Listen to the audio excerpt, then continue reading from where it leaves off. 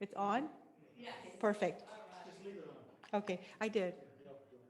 Okay.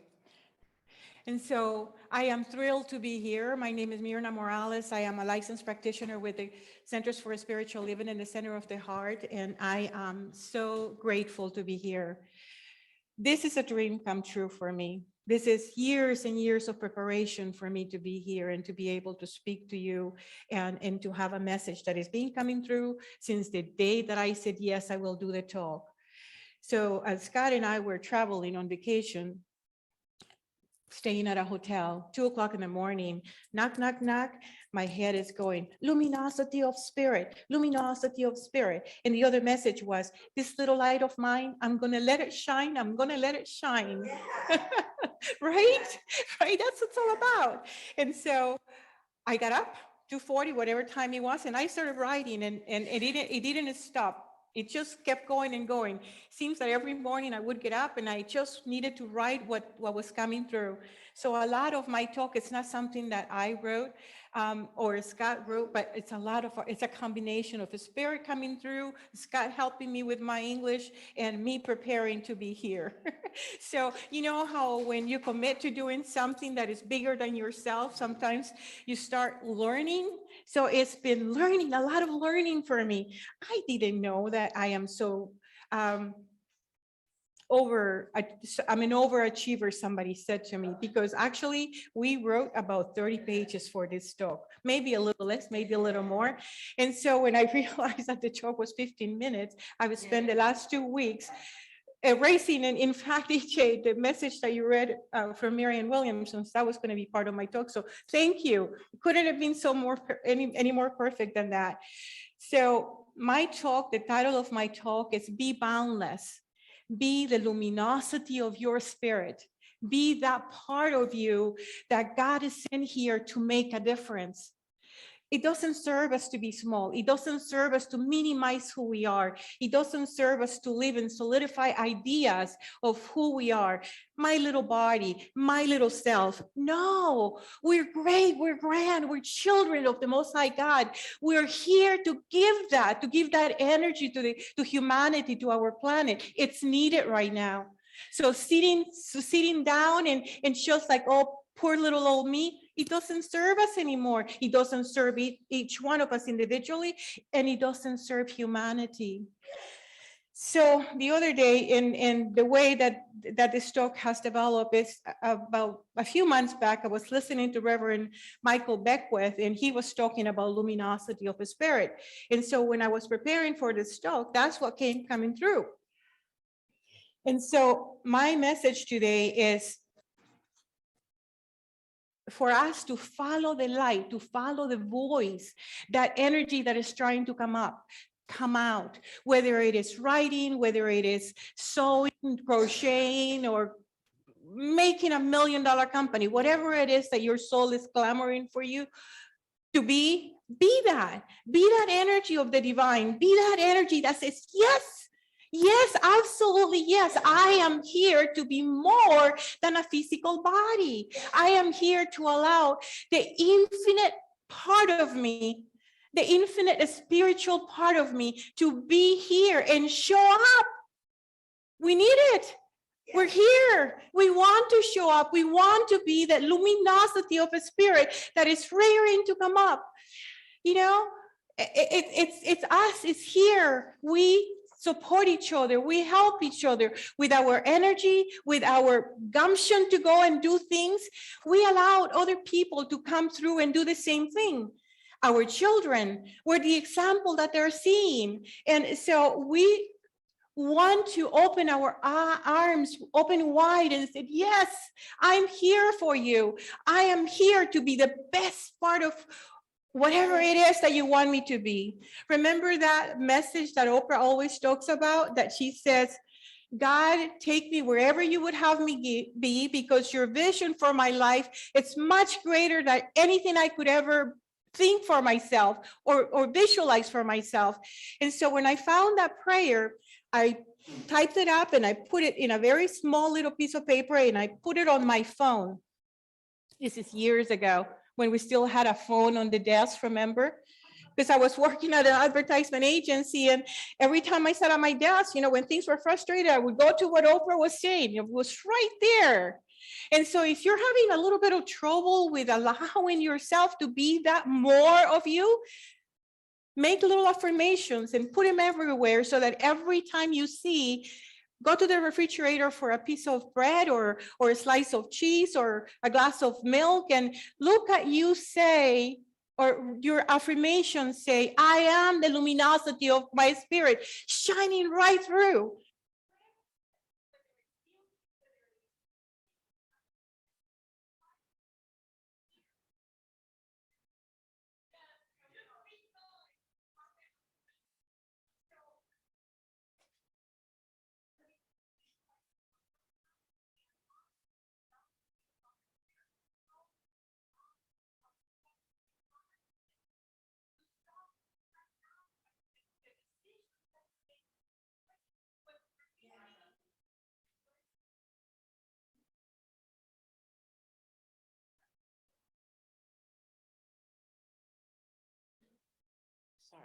Sorry, no, it's okay. Can you hear me better now? Perfect. So how do we do this? How do we get out of our own way so that spirit can shine right through? And how we do that is by being the truest version of ourselves. What does it mean? What does it mean to be the truest version for you? What is making you get up in the morning? What is saying, for me, it's Mirna, get up and write. Mirna, get up and write. Mirna, get up and write. Until I can't stay in bed and I have to get up and I have to go right? So, and it's never wrong. It's never wrong. Spirit is never wrong. It never will guide you in the wrong direction. Spirit will take you to the best version of yourself, to the best yet to be. Allow it. Yes, I am ready. I was born for this. I am ready to be here and to allow the luminosity of my spirit to shine right through. I don't need to be bound. I don't need to keep those solidified ideas of who I am tying me down to my 20-year-old self, to my growing up experience, to whatever decisions I've made about illness or cancer or any of that. So what if we decide that from this moment forward, we heal whatever it is, we listen to our bodies and we say, yes, I'm going to change my diet. Yes, I am going to go walk on the beach because it helps me to ground my physical body. Whatever it is that you need to do, whatever is calling you, when you wake up in the morning, what do you want to do?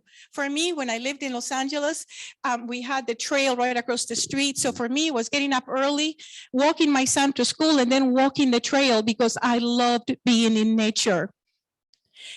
I was reading my books. I wasn't just walking. I was always listening to someone or to something. So we've learned to live in constant judgment of ourselves, minimizing ourselves. I'm so small, right? I can't do that. It's too hard. I'm telling you, I'm nervous. Can you see me shaking? But I could not say no to this. This was a calling. This was God saying, wake up. It's time. You can do this. And so I said, yes. I said yes to being here and to being with you this morning. And like I said, hey, he hasn't stopped driving here. Spirit was still talking with me. So when you give permission to be the light that you are, we all feel empowered. It's not just you. We intuitively know that it is in the allowance of that magnificence of our godliness that our godliness flows into the world as the creative genius that we are. Because God can come over here and say, hey, you have to do this, 1, 2, 3. You know, all of those books that are like, if you do the 7 steps, you're going to make a lot of money. Well, I never liked those. I could never follow those. But what if my deciding to step up here and prepare myself would allow something better to come through? Not just for me. So my prayer with Scott this morning as we were driving here is that even one word, something that I said during the talk would allow someone to shift their perspective. to open their arms wide and say, I am ready. I was born to be here. I was born for this day. I was born for this moment. Thank you, God. Thank you. So as we watch and thank you. So as we watch, as you transcend your ideas of insignificance in this made-up reality, we share as you embrace your unique conscious connection to your own divine greatness. You see, miracles abound, but we are the miracle. 7 billion of us miracles walking around on the planet, if we choose it, because we could also reject it, right? We could always say, no, God, I'm not doing this. No, I'm not taking food for that person that it's next door to me in the next apartment next door to me and is sick and can't go to the store, right? We can also choose that, but why? Choose what makes you feel alive, because that is where it's at. Choose that energy of the divine that says, yes, yes, my beloved child, whatever we ask for, it is always given. That is the message. Whatever we ask for, it is always given. And it's never taken away once we accept it. It's just ongoing and growing. It's ongoing always. That is the miracle of being alive. That is why we're here, to allow that miracle to show up as Mirna, as Mary, as Joe, as whoever it is, George, anybody, Scott. That is the miracle that we are. That's why we've chosen to be here at this time on the planet. So as we watch you transcend, as we watch as you transcend your ideas of insignificance, I think I already read that. So our light is our contribution to the city, to our country, to our planet. Our light is the light that opens the door to more of who we are. And who are we? We are God, right? Thou art God. Jesus said that. Thou art God. So who are we to close our eyes and say, no, no, right? No, we're here. Being small does not serve us. It doesn't serve anybody. So a few years back, I did a book study on the untethered soul. And Michael Singer is also talking about that. It's talking about releasing all the solidified ideas of who we are, ideas that we adopted when we were growing up. They're not even ours. They could be my mother's or my father's or my grandmother or somebody in my life that it's not relevant anymore. Not that I love my mother less or my father less, no. But it is my light that is shining through. It's who I am that is important in this moment, right? What makes me happy? Am I going to follow what makes me happy, or am I going to follow what makes me sad? What takes my joy away? And I would say, absolutely follow your light.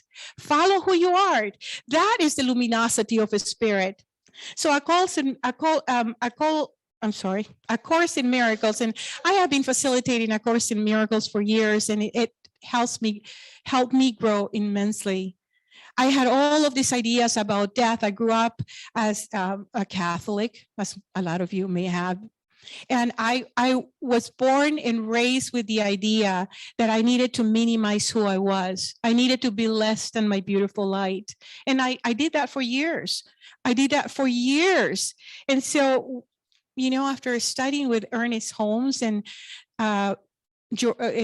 Judge Trord and Emerson and all of those people, how would you keep your life minimized? It just doesn't work that way, right? So A Course in Miracles tells us that illness, death, scarcity, and are made up beliefs rather than truth. Who made up those beliefs? Who told us that we're supposed to die? Who told us that we're supposed to be broke? I mean, do you ever see lack in nature? Never. I mean, I love to drive. And so we drove from Lompoc all the way to Idaho to visit family. And then we went to see my son for his 32nd birthday in Lake Tahoe, and then back down here. And let me tell you, if you haven't driven outside of the area for a while, take a trip. It's beautiful. It's immense. It's amazing. We could see that the snow was still up on the mountains, the snow-capped mountains everywhere we went. The weather was magnificent. It wasn't raining. It wasn't snowing. It was just perfect. And let me tell you, I'm a foreigner that decided to chose to be in the United States and became an American citizen. And I can tell you from driving all over the world that we have amazing roads. Our infrastructure is amazing in the United States. So I am so grateful to be here.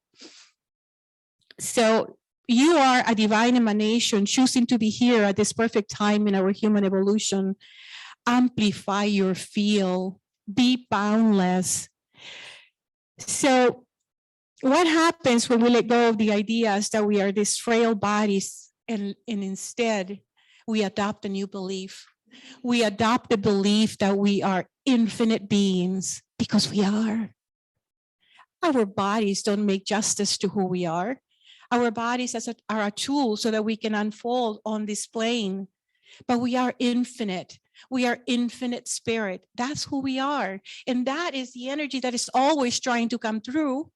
The energy of, I want to paint something. I want to clean my house. I want to write a book. That is the energy. That's how God shows up for each one of us. It's telling us to do something creative, something that we've always wanted to do. And a lot of times we hold back. I'm not good enough. Hey, I'm not good enough, right? It's taken me years to finally be able to say no to what is not allowing my luminosity of the spirit to show up. Is there fear? Absolutely. I just changed my careers. In 2020, when we moved to Lombok, my boyfriend, my husband, my life partner said to me, stay home for a year. Now, I worked all of my life. I came to the United States when I was very young, and I've always worked. Thank you. Thank you very much.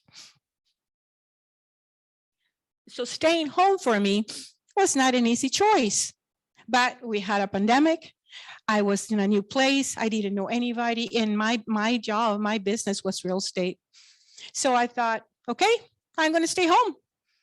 And so in July of 2020, I decided that if I stayed home one more day without doing anything for me, that I was going to go crazy. And so I adopted walking. So I started walking 10,000 steps a day. So between July 4th, 2020 to December 2020, I walked 3,200,000 steps. So yeah, somebody told me I'm a super achiever, but I didn't believe that. I like what I do. But that's my way of showing up. See, it's like, okay, so it's I do more, but then I bring it down to size because I know that that's what I need to do, right? So you might want to, so you might ask, what if the story that I'm telling myself right now, it's really where I am. I am sick. I am old. So, I've had to grapple with some of these ideas because I left my real estate career and I came into doing writing and to doing this. So I spent a year and a half decompressing my more than 60 years of age experience on this plane, trying to decide where do I want to go next? What is my next yet to be? And so earlier this year, I decided that I wanted to go back into my real estate career. And I went to the office and I just felt stuck. I just felt so bad. The reception was not what I expected. I decided, and so I keep saying, well, every time I go there. And so finally Spirit said, yeah, you can go do that, but you're taking away the energy of what you're already doing. You're unfolding beautifully in what you're doing. So keep doing what makes you happy. Keep doing what brings you joy, because real estate was not joyful for me anymore. It was a great experience, but it wasn't about the money. It wasn't about selling real estate. My previous minister said to me that the people that came to me for prayer, even though I couldn't pray because I was in a professional situation. But I'm telling you, clients would come to me and tell me their life stories. They would cry in my office. And I was like, okay. right?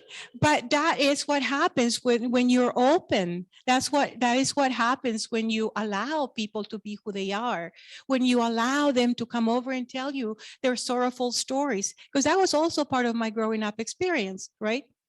And my decision was, I don't want to live there. I want to really live in joy. I don't know if a lot of you listen to Abraham, but I listen to a lot of different conversations online. And Abraham says, follow your joy, follow your joy. And I adopted that as part of my life experience, following my joy. So each of us is responsible for directing our So figure that what we've come to do here is create a movie, right? We create the movie that we call our life. So in creating that movie, who's writing the script? I am. Who's setting the set? I do. Who is setting the stage? Well, God is. Right? But in writing the story, do I want to continue to repeat the story of, oh, poor me? Or do I want to embrace a new story, write a new story? I used to sit and do affirmations. That's how my life has started to change. I would go to church, listen to the minister, and I would go home and write affirmations, and I would change them. One of my affirmations that I really still to this day continue to tell myself is that I release everything that no longer serves the evolution of my soul. Because I don't. I want my soul to evolve. One of my number one goals when I had a coach was to be the best version of myself that I could be. And I think I am living that. I am living the idea that I want to be the best that I can be. I want to allow the luminosity of my spirit to shine right through, because that's how I can be the greatest contribution that I can be. I'm not a victim. I've never been a victim, living in constant anticipation of the worst that can happen, but a participant, shining light, and knowing that the best is always happening for me because I choose. I choose, I decide. Nobody else does it for me. I can leave it to somebody else, but that's not my choice. My choice is to grow individually. Doesn't mean that I can't participate in with groups or I can't be in a relationship. Doesn't mean that, because that is also part of growing. All of it is part of growing. So without realizing it, sometimes we wear the story and we bound ourselves in judgment, right? We're judging ourselves. I'm too fat. I'm too old. One of the things for me was like, I am too old to start a new career. I am too old now. So what am I going to do? Sit at home and watch novelas or watch, what are they called in English? I'm sorry? Or watch soap operas and wait until death comes? Or do I want to jump in and participate and say, hey, I am here, right? It's our choice. We decide. Nobody else does it for us. So I want to ask you, can we step outside of the limitation of pain, outside of the limitation of illness, outside of the limitation of I don't have enough, I am not enough? Life is hard. Death has to be painful. Transition, because in science of mind, we believe that death is a transition, right?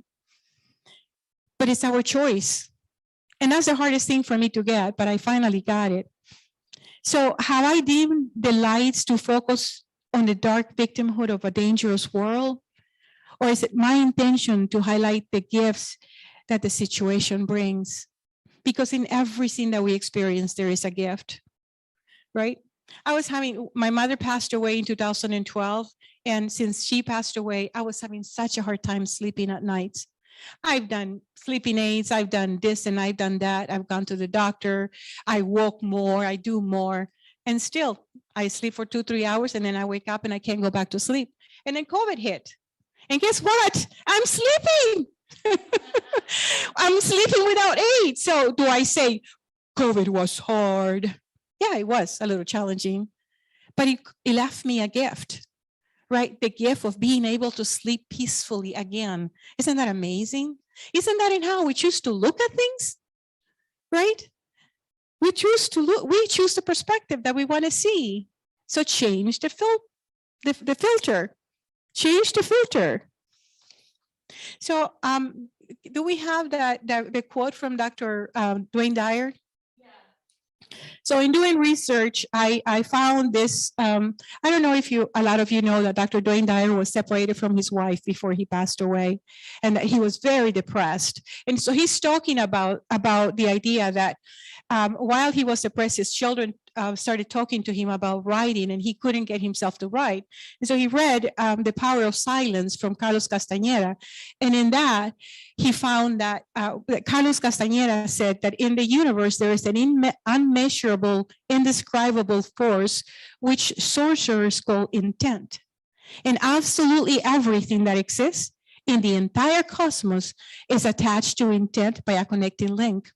And so he says, I am enthralled by the idea of intention, not being something that we do, but rather an energy that we are connected to. That is the spiritual energy, right? Guiding us.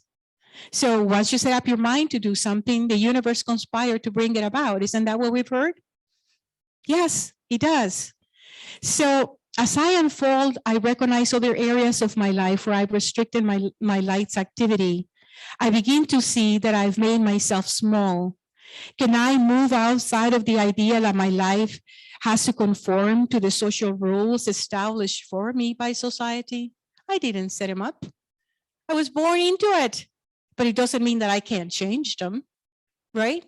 We can change it. We have the power. It was given to us by choice. It was given to us by our Father. God gave us the freedom to choose. So what will you choose? Will you choose a life of pain and suffering? Or will you allow your light to shine, to be unbound, to release everything that no longer serves the evolution of your soul? So again, the idea of I'm too old to start a new career. Life is to suffer. Life is hard. Have you heard that? I heard that a lot growing up. I still hear that a lot from people. To die is to experience a painful death, but who chooses? I choose. I decide. Nobody else. Nobody can decide for me. Well, they can, but I'm going to go through the same thing. Have you ever had somebody that experiences a really painful death? My mother chose that. Spent a year and a half suffering. And one day she asked me, she said, honey, I want to die. And I said, Mother, that's a conversation that you need to have with your God, because I can't do anything about it. That was her choice, right? So our very selves experience a deep attraction to the light that is our source. We cannot extinguish our light. We can just hide it. Okay. So I know I talk a lot. So one of the things that I loved as I was preparing for the talk today is what I already told you. I am ready. I was born for this moment. I am always living my best life.